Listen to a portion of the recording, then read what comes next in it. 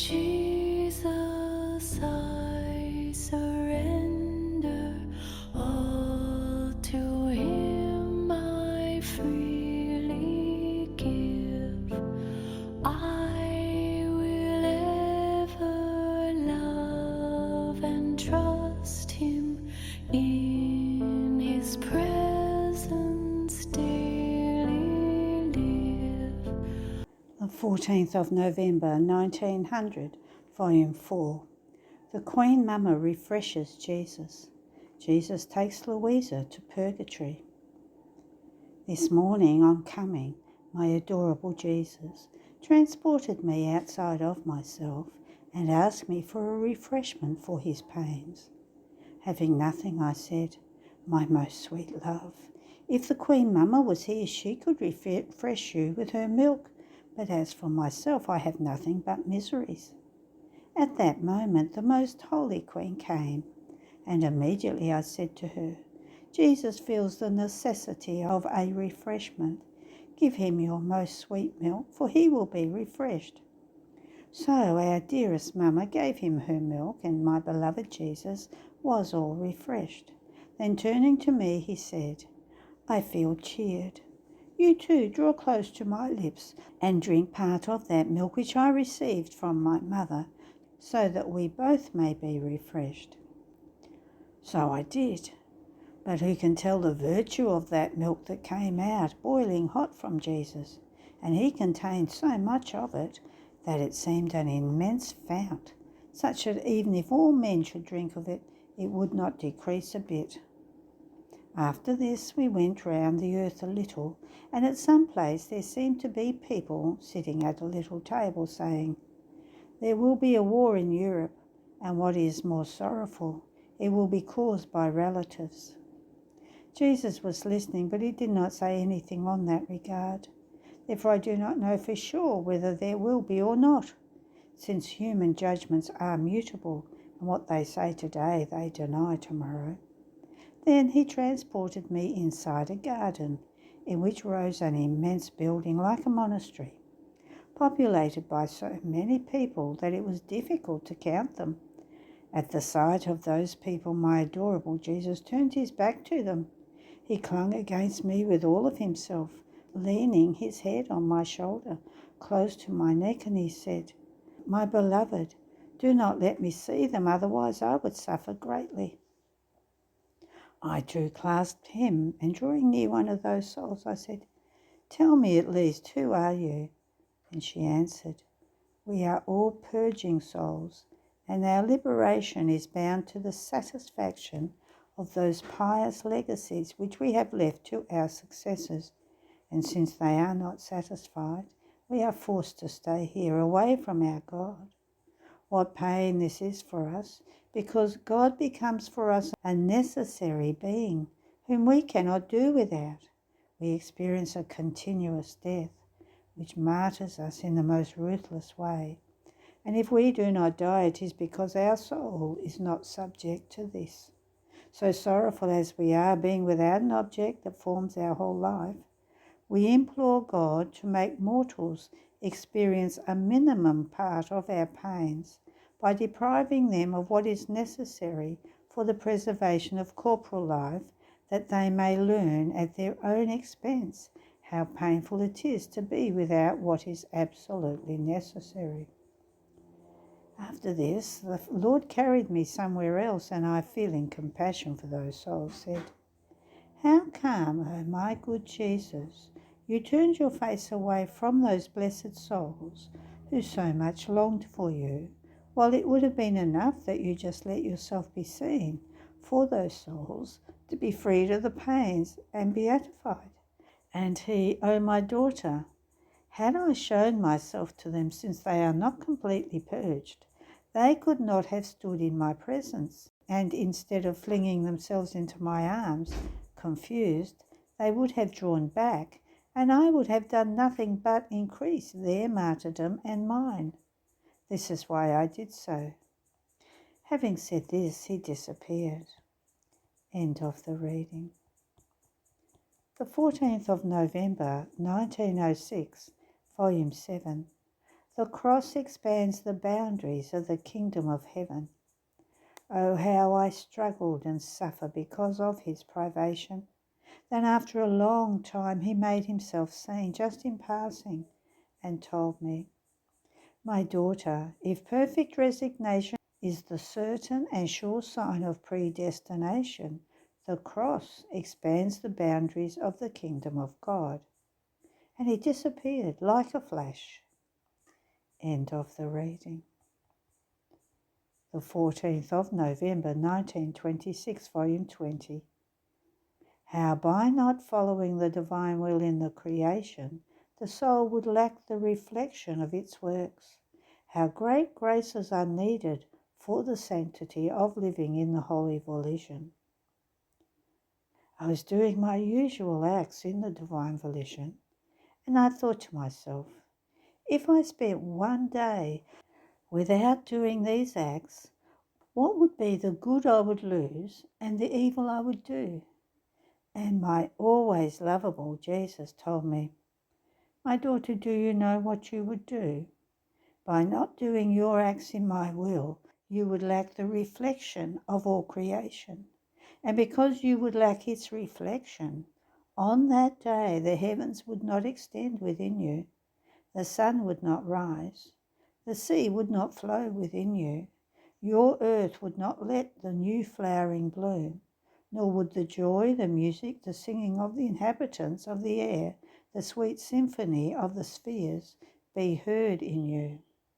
My will would not find its echo in you. Therefore, it would feel the sorrow that, on that day, the little daughter of its volition has not given it the requital of a love, of a heaven for love of it, because she lacked the reflection of its heaven. She has not made the sun rise in return for its eternal light.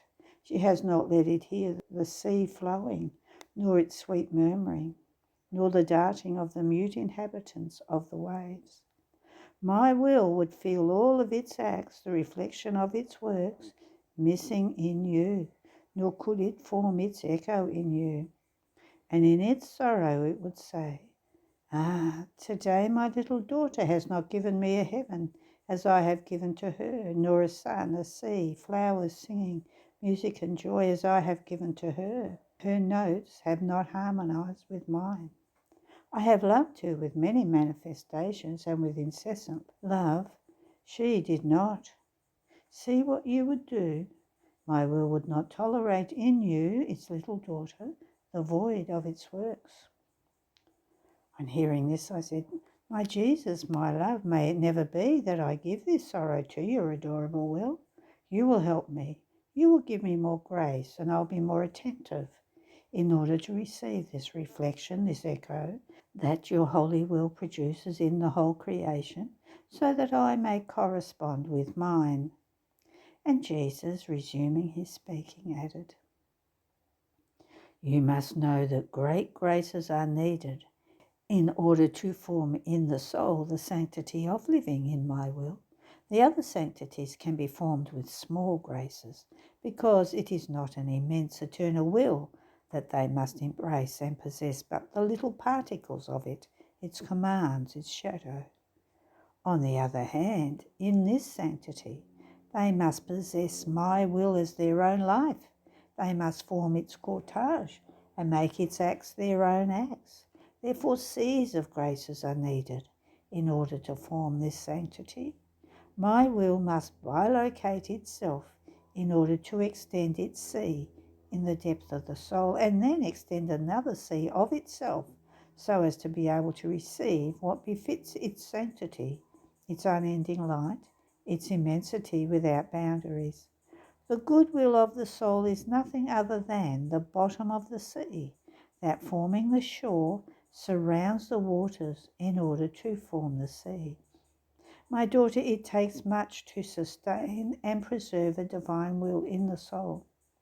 And the divinity, knowing that the creature does not have equivalent things for a will so holy, holds nothing back. Everything is placed in her at her disposal in order to form the sanctity of living in my will. God himself acts as prime actor and spectator. My humanity gives everything. Everything it did, suffered and conquered, that are endless seas, as help of this sanctity, fully divine.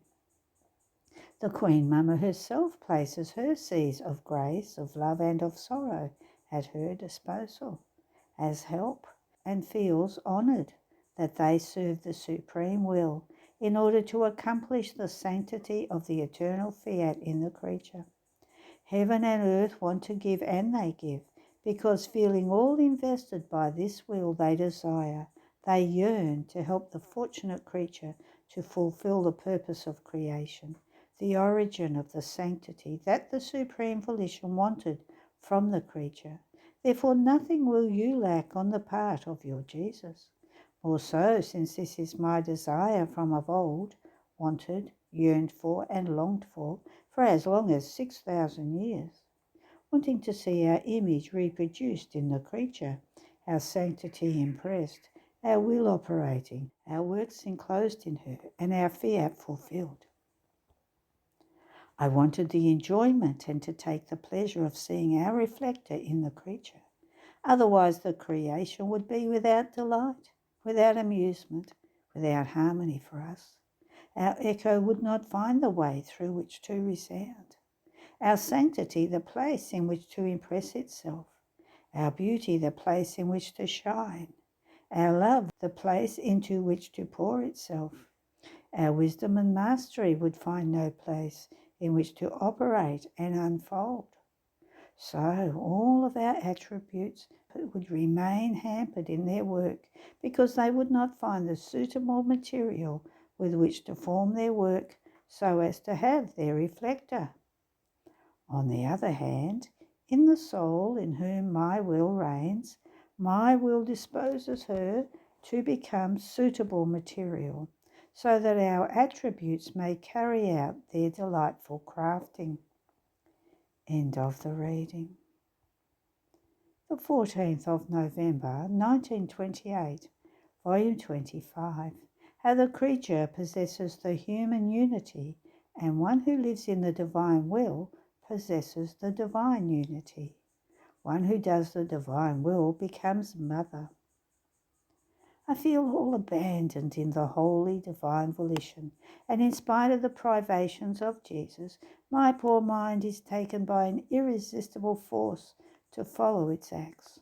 I believe that it is the divine will itself, having subdued mine, does its course, calling all of its acts as if it were doing them in act, and I, following it in its acts, was thinking about the first times of creation, when everything was happiness in man, and being in the will of its Creator, he lived in his unity, in which he could receive everything and could give everything to the Supreme Being. Unity means everything. But while I was thinking about this, my sweet Jesus, moving in my interior, told me, "My daughter, we created man with our likeness, therefore he too possesses his human unity. So if he speaks, if he operates, if he walks, and so on, these can be called the effects of his unity, because one is his will, one his head on which all his acts depend. Therefore it can be said that it is the strength of the unity of his will that speaks, that operates, that walks, as the effects of it. If a man did not have this unity, all of his acts would be in contradiction with one another. It happens as to the sun. From the height of its sphere, one is its act of light, and since it possesses the unity of light given to it by its Creator, while it is one single act, its effects of light are innumerable. Now, for one who does and lives in my divine will, the human volition ceases, its life ends, nor has any reason to exist any longer, because the life of the unity of my will begins. And since mine is one single act, and everything it created or can do can be called the effects of this single act, the soul, living in this unity of my divine volition as in her own centre, is present in all the effects of the single act of it. And oh, how beautiful it is to see this happy creature in all the effects that our will knows how to and can produce. She runs in the light of the sun as the effect of our will, in the heavens, in the sea, in the wind, in everything. She runs as the human will runs in all the human acts, and as the light of the sun runs in all of its effects, so does the soul run in the fiat in all the effects that it produces and possesses. This is why the living in our will is the greatest prodigy, and if our divinity wanted to make a greater one, it could not. Nor could it find anything greater, more prodigious, more powerful, more beautiful, more happy than our will to give to the creature, because by giving our divine will, we give everything. Its power forms our echo in the depth of the soul and forms our most beautiful images, and the echo of the human littleness becomes one with ours, in such a way that uniting to our prime act, she runs and diffuses herself in all the effects that the single act of God produces. After this, my lovable Jesus made himself seen as a tiny little child, who, throwing his arms around my neck, told me, my mamma, my mamma. One who does my divine will becomes my mother. My divine fiat embellishes her for me, transforms her, and renders her fecund in such a way as to give her all the qualities in order to be a true mother. And I keep forming this mother with the reflections of the sun of my divine volition, and I glory and take so much pleasure in calling her my mamma, my mamma. And not only do I choose her as my mother, but I call many more tiny little ones and give to them my mother as their mother. And while he was saying this, he showed me many little boys and girls around me, and the child Jesus said to them, this is my mother and your mamma. The little ones made feast and drew all around me together with Jesus. And Jesus added, these little ones you see are no other than the first cohort of the children of my divine volition. In it all will be little, because my divine will has the virtue of preserving them fresh and beautiful, just as they came out of our creative hands. And since it called your littleness to live in it, it is right that as the first one, you be the tiny little mamma of the tiny little children. End of the reading. The 14th of November 1929, Volume 27. How the rights of creation are just and holy. Example of the Son, and how one who lives in the divine will is the true Son. I am always in my dear inheritance of the divine fiat. The deeper I remain in it, the more I feel like loving it. The more I move within it, the more it unveils itself, the more it makes itself known and says to me, live always in your precious inheritance that was given to you with so much love. It is yours, it will always be yours, inseparable from you. Nor will I ever permit that my little daughter not feel the heartbeat of my light, the breath of my balsamic air, the life of my divine will. But while my little mind was wandering within the divine volition, my lovable Jesus, coming out from within that same light of the divine fiat, told me, my daughter, because the sun possesses the strength of the unity of its light, given to it by its Creator, its light is not subject to separating and not even to dispersing one little drop of its light. Therefore, by virtue of this one strength of light that the sun possesses, there is nothing it touches and invests to which it does not give its precious effects. The sun seems to play with the earth. It gives its kiss of light to each creature, to each plant. It embraces everything with its heat. It seems to blow and communicate colours, sweetness, flavours. And while it abounds so much in giving its effects, it is also jealous in not giving up to anyone even just one drop of the so much light it possesses. And why this? Because it wants to maintain the rights of its creation and disperse nothing of what God gave it. Oh, if the sun dispersed its light, it would end up happening little by little that it would no longer be sun.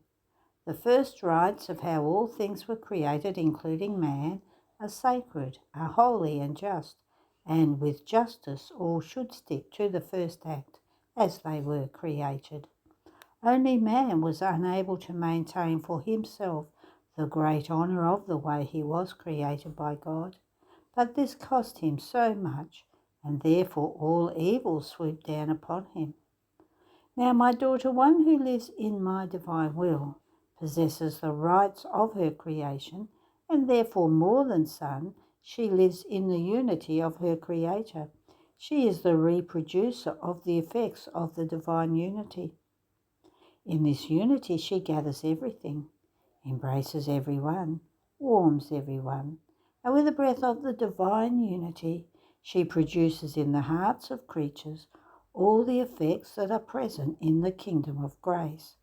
But while more than sun she plays in touching everything, with her touches she gives sanctity, virtue, love, sweetness that are divine. She would want to enclose everyone in the unity of her Creator. But while she wants to give everything, jealous, she preserves for herself the rights of her creation, that is, the will of her Creator as her first act and the origin of her creation. And she says to all, I cannot descend from within the divine fiat, nor do I want to lose even one drop of it. I would lose my rights.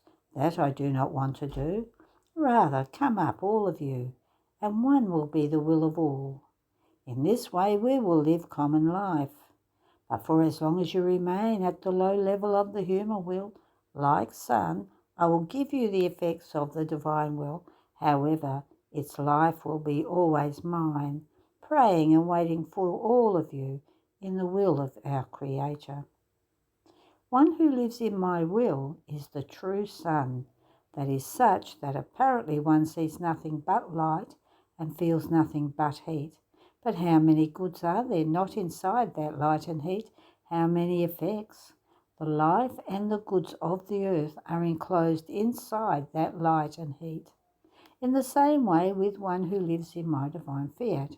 Apparently one sees a creature, but inside there is a divine will that sustains everything, heaven and earth, and does not want to keep inactive she who possesses such a great good. End of the reading. There are no more readings today. Have a blessed day.